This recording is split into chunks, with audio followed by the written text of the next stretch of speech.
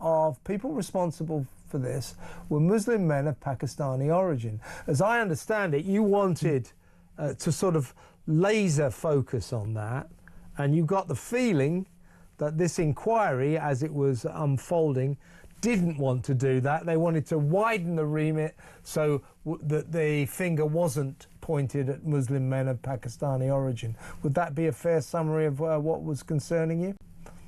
Yeah, absolutely. In mine and a few others' opinions, you know, there was already the ICSA that widened the panel, and we really wanted to be able to crack down on rape gangs here that are predominantly Muslim males.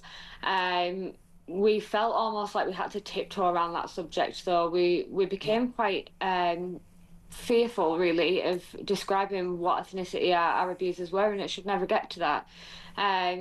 However, you have to look at the lady that was running the panel along with the Home Office. She was an ethnic minority ambassador, so I don't believe personally that she was ever pro-victims, pro-survivors in this case. Everyone that's on these panels are very biased. They're not impartial. They're not for the survivors. I think it was a way to find out what survivors knew, what they were going to raise, and how they could cover it up in the future. Well said, Ellie. And if you don't mind, I'm going to read 3 paragraphs, your final 3 paragraphs of your resignation letter, because they're very powerful. You wrote to the inquiry, just such as it is at this stage.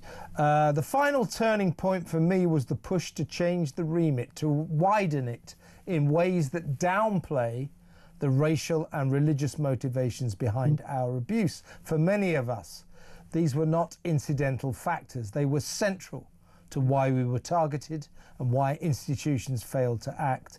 To erase that truth is to rewrite history. I cannot take part in a process that manipulates survivors, censors our voices, and tries to